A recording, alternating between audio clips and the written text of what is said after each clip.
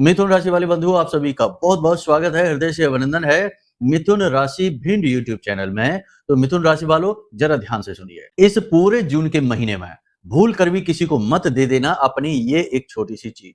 इस एक छोटी सी चीज को देते ही आपके जीवन में भयंकर नेगेटिव एनर्जी आ जाएगी और दूसरे के जीवन में चल रही नकारात्मकता भी आपकी ओर आकर्षित हो जाएगी। जी हाँ बंधुओं, चीजों का महत्व तो बहुत अधिक होता है। चीजों में अपनी खुद की विशेष ऊर्जाएं होती हैं और हर एक चीज का संबंध किसी न किसी दैवी शक्ति से या फिर ग्रहों की ऊर्जाओं से सीधे तौर पर होता है। तो ऐसे में यदि आपने ग्रहों की चाल को न समझा, ग्रहों की बदलती चाल परिस्थितियों को ना समझते हुए चीजों का लेन देन यूं ही बिना सोचे समझे कर दिया, तो निश्चित तौर पर आप अपने लिए मुसीबत मोल ले बैठेंगे और अनजाने में ही अपने जीवन में नकारात्मकता को आकर्षित कर लेंगे। वैसे भी आपके जीवन में कोई कम कष्ट परेशानियां नहीं है, आप नई मुसीबतों को दावत नहीं देना चाहेंगे। तो ऐसे में आपको इस कार्यक्रम को जरूर देखना है, अंत तक देखना है। इस कार्यक्रम में ना केवल हम आपको इस एक चीज के विषय में बताएंगे जो कि पूरे जून के महीने आपको भूल कर भी, गलती से भी किसी को नहीं देना है, चाहे कोई कितना ही आपसे मांगे। क्योंकि देखो, एक बात आपको हम बता दें, मानव जीवन की यही विडंबना है कि जिस काम को करने के लिए ना कहा जाएगा, यानी कि जिस काम को करने में निषेध है, उसी कार्य को करने की परिस्थितियां बनती हैं, उसी कार्य को करने का मन भी करने लगता है। इसीलिए इस प्रकार का मार्गदर्शन बहुत आवश्यक है, जिसमें कि स्पष्ट तौर पर यह बता दिया जाए कि क्या करना चाहिए और क्या नहीं करना चाहिए। तो जो बुद्धिमान होते हैं वो इन बातों को गंभीरता से लेकर आने वाली बड़ी मुसीबतों से पहले ही बच जाते हैं, अवरोध उत्पन्न कर लेते हैं।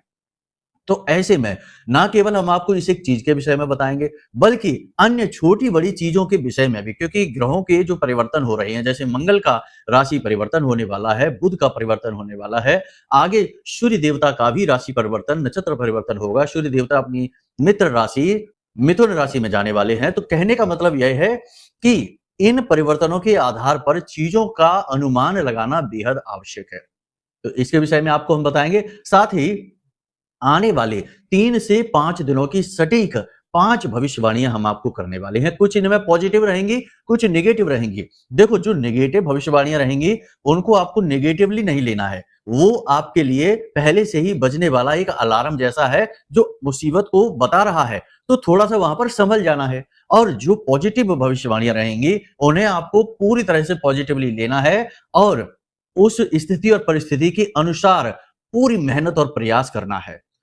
तो आपकी निश्चित तरक्की होगी, निश्चित आप बड़ी मुसीबतों को तो रोकेंगे ही, जीवन में कुछ कदम आगे भी चलेंगे ही चलेंगे। साथ ही साथ कार्यक्रम के अंत में हम आपको बताएंगे एक ऐसी गुप्त विद्या, एक ऐसा महायंत्र। जी हाँ बंधुओं, यंत्र के विषय में बात आज हम करेंगे। देखो, हमारे हिंदू धर्म में 3 चीजों के ऊपर विशेष तौर से जोर दिया गया है, जिनके माध्यम से दैवीय शक्तियों को, देवताओं को जागृत कर लिया जाता है अपने जीवन में और उन्हें अपने जीवन से जोड़कर उनसे मन चाहे परिणाम प्राप्त किए जाते हैं उनकी कृपा के तौर पर। यह किसी प्रकार का कोई वैसा क्रियाकलाप नहीं है नकारात्मक की डराने वाली बात की देवता से काम करा रहे, देवता से कोई काम नहीं करा रहे, दिव्य शक्तियों से कोई काम नहीं करा रहे, केवल उनकी कृपा आशीर्वाद प्राप्त कर लेते हैं इन क्रियाओं के माध्यम से। इनमें यंत्र, मंत्र और तंत्र। तंत्र तो सभी करते हैं। तंत्र का मतलब होता है सिस्टम, जैसे पूजा पाठ, अनुष्ठान, ध्यान वगैरह, ये सारे तंत्र ही हैं। इसी के साथ साथ आते हैं मंत्र। तो मंत्र भी बहुत सारे लोग करते हैं, किसी न किसी देवी देवता का मंत्र उच्चारण करते हैं, लेकिन उसमें विधियां गलत हैं, तरीके गलत हैं, इसीलिए मंत्र उच्चारण का फल ही नहीं मिलता है। तीसरा आता है यंत्र। यंत्र सबसे अधिक शक्तिशाली है। यंत्र का मतलब होता है उपकरण, उपकरण का मतलब होता है मशीन। तो मशीन यानी कि किसी देवता की ऊर्जा को केंद्रित करने की मशीन। इसे हमारे ऋषि मुनियों ने इस पद्धति को खोजा और उन्होंने समझा कि कैसे। देखो, कोई देवी देवता की जब हम बात करते हैं तो वे कोई भौतिक शरीरधारी जीव नहीं है हमारी आपकी तरह। वे ऊर्जा हैं, एनर्जी हैं, और एनर्जी कई भागों में विभाजित हो सकती है। एनर्जी तीव्र भी हो सकती है और बहुत ही सौम्य भी हो सकती है, बहुत ही कम भी हो सकती है, बहुत ही ज्यादा भी हो सकती है। तो एनर्जी के कई रूप होते हैं। जैसे बिजली, जो इलेक्ट्रिसिटी है, वो भी एक एनर्जी है। तो एक छोटा सा बल्ब भी उससे जल सकता है और एक बहुत बड़ी ट्यूबलाइट भी उससे जल सकती है, जिससे बहुत सारा प्रकाश होगा। तो एनर्जी के कई रूप होते हैं। तो इसी प्रकार हमारे जो ऋषि मुनि हैं, जो कि पूरी तरह से वैज्ञानिक पद्धतियों के आधार पर खोजबीन रिसर्च करते थे, लेकिन उन्हें आध्यात्मिक रूप दिया करते थे ताकि लोग उनसे भावनात्मक तौर से जुड़ सके। तो उन्होंने यंत्र विधि को खोजा और यंत्रों के माध्यम से दैवी शक्तियों को आकर्षित करके उनकी सबसे जल्दी यानी बड़ी ही तीव्रता के साथ कृपा और आशीर्वाद प्राप्त करने की विधियां खोजी। तो इसी विशेष यंत्र के बारे में हम आपको बताने जा रहे हैं, जिसे आपको अंत तक अवश्य देखना है, यानी अंत में ही उसके विषय में चर्चा करेंगे। उस यंत्र से 3 बड़े काम होंगे आपके जीवन में और कुछ ही दिनों में यानी 2-4 दिन में ही ये काम दिखाई देने शुरू हो जाएंगे। पहला, आपके शत्रुओं का नाश हो जाएगा। कोई भी शत्रु, कैसा भी शत्रु, कहीं भी हो, छुपा हुआ हो, सामने हो, आपके ऊपर वार करने वाला हो, घात करने वाला हो, कैसा भी शत्रु हो, वह शांत हो जाएगा। मतलब कहने का यह है कि उसका अहित नहीं होगा, बस उसका ध्यान आपके ऊपर से हट जाएगा। इसे ही शत्रुनाश कहते हैं। वह अपने जीवन लीला में ही उलझा रह जाएगा। दूसरा, कि आपके जीवन में जो भी नेगेटिविटी है, यानी कि कर्जा बहुत है, नेगेटिविटी की वजह से ही ये होता है। ग्रह क्लेश है, किसी प्रकार का तंत्र मंत्र है, किसी प्रकार का बंधन है, किसी प्रकार की कोई नेगेटिव एनर्जी है जो आपको परेशान कर रही है, वह आपसे दूर भाग जाएगी। और तीसरा, माता रानी, माँ लक्ष्मी की, अष्ट लक्ष्मी की विशेष कृपा आपको प्राप्त होगी। माता लक्ष्मी अलग अलग रास्तों से आपके जीवन में प्रवेश करेंगी। जी हाँ, बड़े ही सौभाग्यशाली हैं आपकी महामाई की सीधी कृपा आप तक पहुंचेगी इस यंत्र के और विधि के माध्यम से। तो आपको इस कार्यक्रम को अंत तक देखना है, इस यंत्र को समझ लेना है, इसे बनाने की विधि बताएंगे, जागृत करने की विधि बताएंगे और अंत में आपको बताएंगे कि कैसे इसके पूरे के पूरे लाभ, श्रेष्ठतम लाभ आप प्राप्त कर पाएंगे। जी हाँ बंधुओं, तो बस उम्मीद करते हैं कि आप कार्यक्रम को अंत तक अवश्य देखेंगे ताकि आप उस विषय को जान सकें जो गूढ़ है, रहस्यमयी है और बहुत शक्तिशाली है। जी हाँ बंधुओं, तो चलिए अपने मूल विषय को शुरू करते हैं। महामाई को याद करते हुए कमेंट बॉक्स में पूरे भक्ति भाव के साथ लिख डालिए, जय मां भद्रकाली कृपा करो।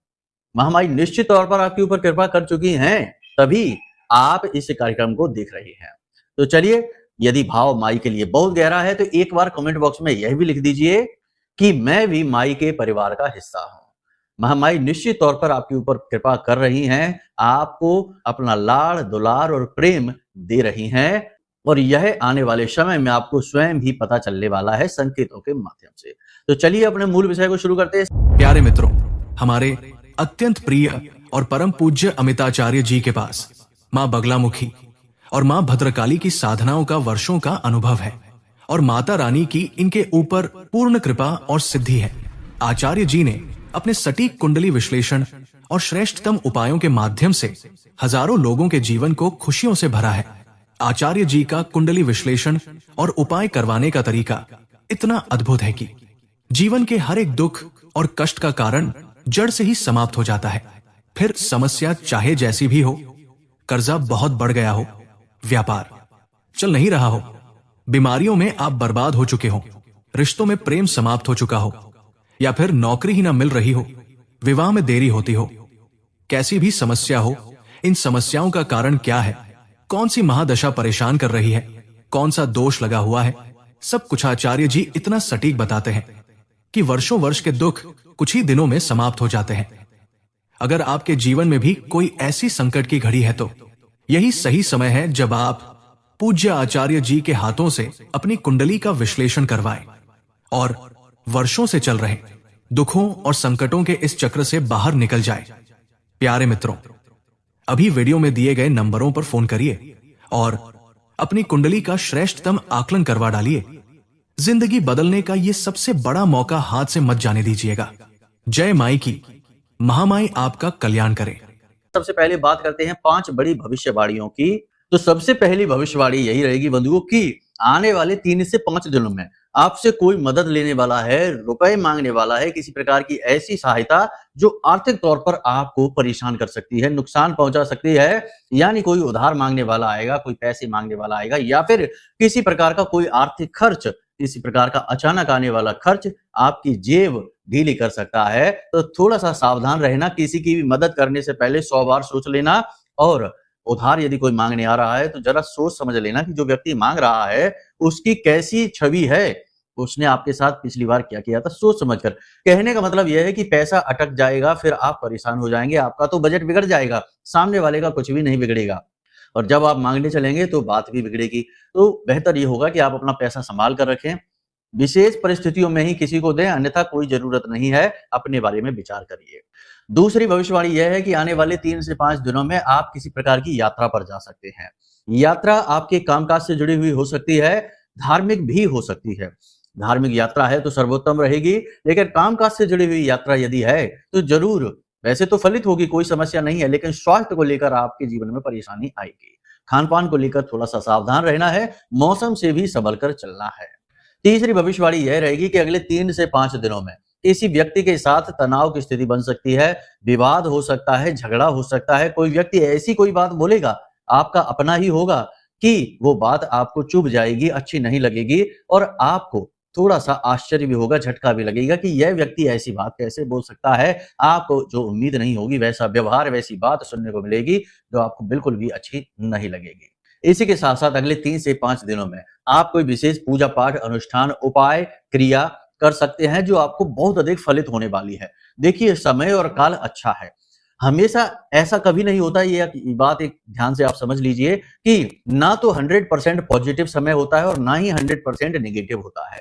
हमेशा कुछ परसेंटेज पॉजिटिव का रहता है और कुछ अनुपात जो है वो नेगेटिव का रहता है। तो हमें नकारात्मकता और सकारात्मकता के बीच का रास्ता निकालना चाहिए। इस समय भी स्थिति यही है कि कुछ स्थितियां तो कुंडली में आपके नेगेटिव बनी हुई हैं, लेकिन कुछ स्थितियां पॉजिटिव भी हैं। तो आपको पॉजिटिव रहना है। कोई भी मौका, कोई भी अवसर आपके जीवन में आ रहा है तो उसका अच्छा आकलन करना है, सही आकलन करना है, भावनात्मक नहीं रहना है। एक विशेष बात आपको हम और बता दें कि अगले 3 से 5 दिनों में आपको बिल्कुल भी भावुक होकर नहीं सोचना है। जो श्रेष्ठ है, जो बिल्कुल व्यावहारिक है, आपके लिए फ़ायदेमंद है, वैसी ही बात सोचनी है, वैसे ही निर्णय लेने हैं। भावुक होकर सोचेंगे तो निश्चित तौर पर चोट खाएँगे। पहले भी आपने चोट खाई है, फिर खाएँगे, नुकसान अपना करवा बैठेंगे। तो भावनाओं को केवल वहाँ उपयोग करिए जहाँ इनकी सचमुच में आवश्यकता है। जीवन के हर एक पहलू में, हर निर्णय में यदि भावनाएँ ही बीच में लाते रहोगे, तो निश्चित तौर पर लोग दुरुपयोग करते रहेंगे, आपका शोषण होता रहेगा। अंत में आपके हाथ कुछ भी नहीं आएगा, आपकी मेहनत के बाद भी आपको कुछ भी फल नहीं मिलेगा। मान-सम्मान, इज़्ज़त तो कभी मिलेगी ही नहीं, क्योंकि लोग, बड़ी ही विचित्र बात है इस संसार की कि जो लोग दूसरों को बहुत सताते हैं, दूसरों के बीच अपना मतलब सीधा करते हैं, उन्हें ही समाज के लोग बड़े ही स्मार्ट कहते हैं, बड़े ही चतुर कहते हैं, बड़े ही कामयाब कहते हैं। हालाँकि वे लोग कुछ न कुछ अंदर ही अंदर दुष्ट प्रवृत्ति भी रखते हैं, केवल और केवल अपने बारे में सोचते हैं, स्वार्थी विचारधारा रखते हैं, लेकिन वे कामयाब होते हैं। और आप जैसे भोले-भाले लोग जो भावनाओं में बहते हैं, भावुक होकर निर्णय लेते हैं, उन्हें सबसे ज़्यादा इज़्ज़त मिलनी चाहिए, तो ऐसे लोगों को लोग बेवकूफ़ बता देते हैं। वैसे तो ये बात बड़ी ही विचित्र है, लेकिन क्या करें, ये सच है आज का। तो सीधे-साधे होना, भोले-भाले होना कोई बुराई नहीं है, बहुत ही अच्छा, ये दिव्य गुण है कि आपके अंदर भावनाएँ जागृत हैं। आजकल के इस पूरी तरीके से प्रैक्टिकल समाज में, जिसे कहते हैं व्यवहारवादी समाज हो गया, जिसमें सिर्फ़ लेन-देन के लिए लोग एक-दूसरे के साथ जुड़े हुए हैं, ऐसे में आप दिल से जुड़ना चाहते हैं। लेकिन समय की माँग है कि अब आप थोड़ी-सी चतुराई लेकर आइए, चालाकी लेकर आइए और अपने बारे में विचार करना सीखिए, क्योंकि आप इस तरह तो पिस जाएँगे। ये समाज आपको पीस डालेगा, आपका दुरुपयोग करता ही रहेगा। तो थोड़ा-सा अलर्ट रहना है।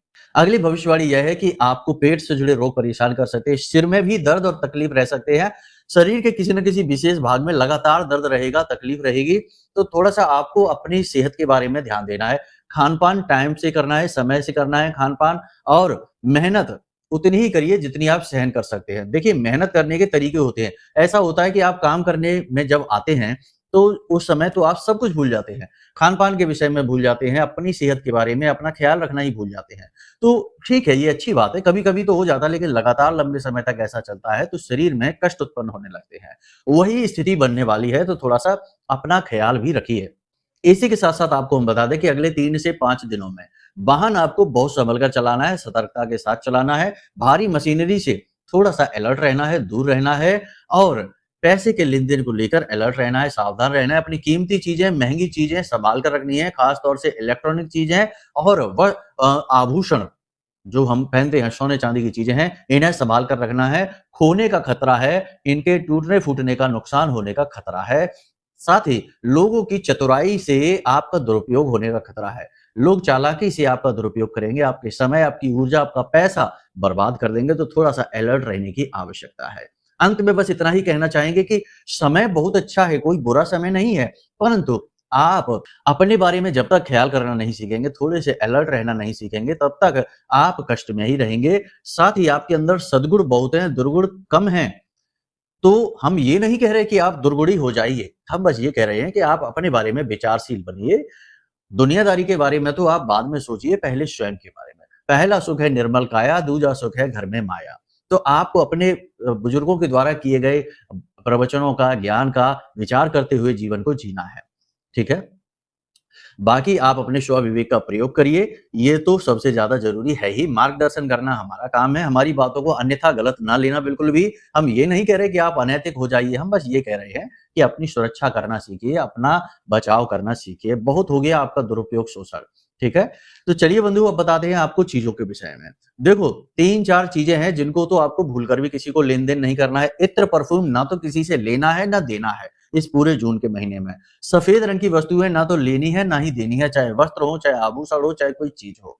काले और नीले रंग की वस्तुएं किसी से लेनी नहीं है, इसका ध्यान रखना है आपको। और यदि कोई दे ही रहा है तो उसको बदले में थोड़ा सा कुछ दे दीजिए, 10-20 रुपए का सगुन दे दीजिए। ये बोलकर दीजिए कि देखो ये सगुन है, ये कोई मूल्य नहीं है। सगुन देना हमारा रिवाज है, हमारी परंपरा है। इस तरह से कहकर उसे दे दीजिए, वह मूल्य हो जाता है।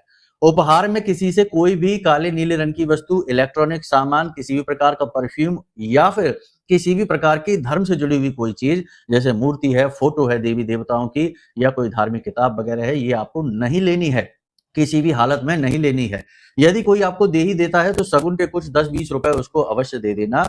ये नियम होता है। हमारे बड़े बुजुर्गों ने जो सगुन के रुपए देने का जो नियम बनाया, सगुन का जो नियम बनाया, वो यही तो है। इससे चीजों का दोष समाप्त हो जाता है। मानकर चलते हैं कि किसी ने आपको कोई मोबाइल फोन दे दिया या फिर कोई ऐसी चीज दे दी जो राहु से जुड़ी हुई है, तो राहु के दोष निश्चित तौर पर उसके जीवन में जो है वो आपके जीवन में आएंगे। पापी ग्रह से जुड़ी हुई कोई चीज उसने आपको दे दी तो उसके जीवन में जो उसके दोष चल रहे हैं वे दोष आपके जीवन में आ जाएंगे।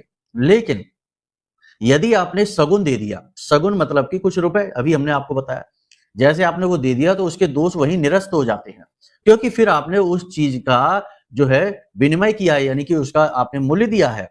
और जब मूल्य दे दिया आपने तो फिर वो चीज आपने खरीद ली, वो आपकी हो गई, फिर वो उपहार नहीं है।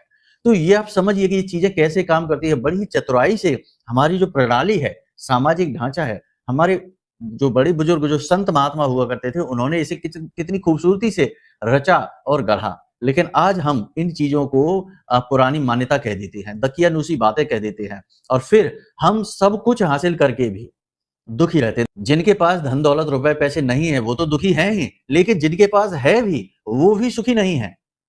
अजीब बात यही है। बड़े बड़े घर, मकान, प्रॉपर्टी, धन दौलत सब कुछ है, खूब रिश्ते नाते घर में भरे पड़े हैं, सब तरीके के हैं, लेकिन सब में आपस में टकराव है, मनमुटाव है, एक दूसरे से बात नहीं है, और खुद भी टेंशन के मारे हैं कि भाई नींद भी नहीं ले पा रहे हैं, सो नहीं पा रहे हैं। तो ये स्थितियां इसी वजह से तो है, क्योंकि हम अपनी जड़ों से दूर हो गए हैं। अपने शास्त्र, अपने पुराण, अपनी वेदों की बातें नहीं समझते हैं। कोई कुछ आकर बताने भी लगे तो हम उसे ढोंगी कह देते हैं, पुराने जमाने की बातें कह देते हैं। हमारी खुद की ये कमियां हैं, तो इनसे हमें दूरी बनानी है। अब बात करते हैं उस एक चीज की जो आपको भूल कर भी किसी को नहीं देनी है। अपना कोई भी इलेक्ट्रॉनिक सामान, जी हाँ, कोई भी इलेक्ट्रॉनिक सामान किसी को भी भूल कर नहीं देना है। अपनी घड़ी, खासतौर से अपना कैलेंडर, या फिर कोई भी ऐसी इलेक्ट्रॉनिक चीज जैसे मोबाइल वगैरह है, किसी को भी भूल से भी नहीं देना है। देखो, हाथ में किसी के दे दिया, उसने देख दाख लिया, वापस दे दिया, वो एक अलग चीज है, लेकिन उपयोग के लिए किसी को नहीं देनी है। ऐसा करते ही आपका राहु निगेटिवली एक्टिवेट हो जाएगा, आपको बर्बाद कर देगा। राहु इस समय वैसे भी बहुत ही शक्तिशाली है, क्योंकि वो कुंभ राशि में गोचर कर रहा है। कुंभ राशि राहु की भी राशि मानी जाती है, जैसे शनिदेव की राशि है वैसे ही राहु की भी राशि मानी जाती है, और अपनी स्वयं की राशि में राहु का गोचर है, तो यह राहु को बहुत ज्यादा वैसे भी एक्टिवेट करके बैठा है। अब आपने ऐसी गलती कर दी तो ऐसे में राहु निगेटिवली एक्टिवेट हो जाएगा, तो आपको तुरंत नुकसान देना शुरू कर देगा, पैसे में लॉस दे देगा, व्यापार में घाटा दे देगा, बनते हुए काम बिगाड़ देगा, रिश्ते नातों में अचानक से झगड़ा करवा देगा। नौकरी कर रहे हैं तो नौकरी में आपका डिमोशन हो सकता है, उच्च अधिकारी आपको डांट सकते हैं, नौकरी जा भी सकती है, तो थोड़ा सा अलर्ट रहना है। कोई भी इलेक्ट्रॉनिक सामान, घड़ी, मोबाइल या जो भी कुछ है, किसी को भी नहीं देना है। इसका विशेष ख्याल रखना है पूरे जून के महीने। आगे का क्या रहेगा उसे हम फिर कभी बताएंगे आपको, लेकिन फिलहाल जून के महीने में ये आपको करना है। अब बात करते हैं इस यंत्र की। तो देखो हमने आपको बताया था, जो शुरुआत में बताया था कि बहुत ही शक्तिशाली यंत्र है, इसे बीसा यंत्र कहते हैं। बीसा यंत्र का मतलब होता है कि इसमें कम से कम 20 देवी देवताओं की शक्ति समाहित होती है। अब यह महालक्ष्मी से जुड़ा हुआ यंत्र है। वैसे तो बीसा यंत्र दुर्गा माता का भी होता है, अलग-अलग तमाम देवी देवताओं से जुड़ा हुआ होता है, लेकिन हम आपको बता रहे हैं जो वह महालक्ष्मी से जुड़ा हुआ यंत्र है। तो इसके विषय में आप जान लीजिए। इस यंत्र को आपको शुक्रवार के दिन बनाना है। यंत्र को बनाने के लिए आपको भोजपत्र का कागज चाहिए, अनार की कलम चाहिए, अष्टगंध की स्याही चाहिए और एक लाल रंग की पेन भी आपको चाहिए। ठीक है, इतनी चीजें आपने इकट्ठी कर ली हैं। अब इस यंत्र को बनाने की विधि क्या है, तरीके क्या है, उससे पहले आप समझ लीजिए कि प्रसाद चाहिए, क्योंकि रात में आप माई की पूजा करेंगे, माँ लक्ष्मी की पूजा करेंगे, आवाहन करेंगे। तो पूजा के लिए पंचोपचार सामग्री यानी कि लाल रंग के पुष्प चाहिए और गंध के लिए आप इत्र वगैरह ले सकते हैं, गुलाब का इत्र ले सकते हैं और माई को चढ़ाने के लिए लाल रंग की चुनरी वगैरह सारी ले सकते हैं। ये सारी सामग्री और एक नारियल आपको लेना है।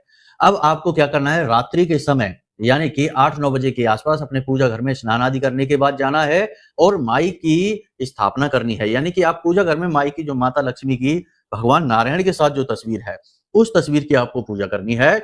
तो आपको माई के सामने प्रसाद रखना है, जल समर्पित करना है, एक यानी जल का पात्र रख देना है, प्रसाद वगैरह है, दीपक जलाना है। सारी चीजें पंचोपचार की जो विधि है, विधि विधान के साथ में आप जैसे रोज करते हैं वैसे ही करना है पूजा आपको।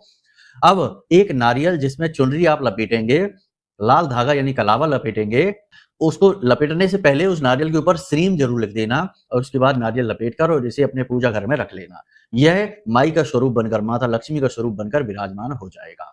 अब नारियल का जो मुख होगा वह अपनी ओर रखना, आप अपनी ओर रखना, उसे ऊपर की ओर ना रख देना। बहुत से लोग खड़ा नारियल रख देते हैं, ये गलत होता है। यह नारियल का जो मुख यानी जटाएं जो समाप्त होती है वो इधर उधर का नहीं होनी चाहिए, उसका मुख अपनी ओर, आपकी ओर होना चाहिए जहां आप बैठकर पूजा कर रहे हैं। नारियल आपने अपने पूजा घर में स्थापित कर दिया माई का स्वरूप मानकर। अब आप माई से निवेदन करिए कि माता रानी, माँ लक्ष्मी, हम आपकी कृपा प्राप्त करने के लिए यह यंत्र बना रहे हैं, आप इसमें सहयोगी बनिए और अपनी कृपा हमें दीजिए, हमें आपकी आवश्यकता है, कृपा की आवश्यकता है।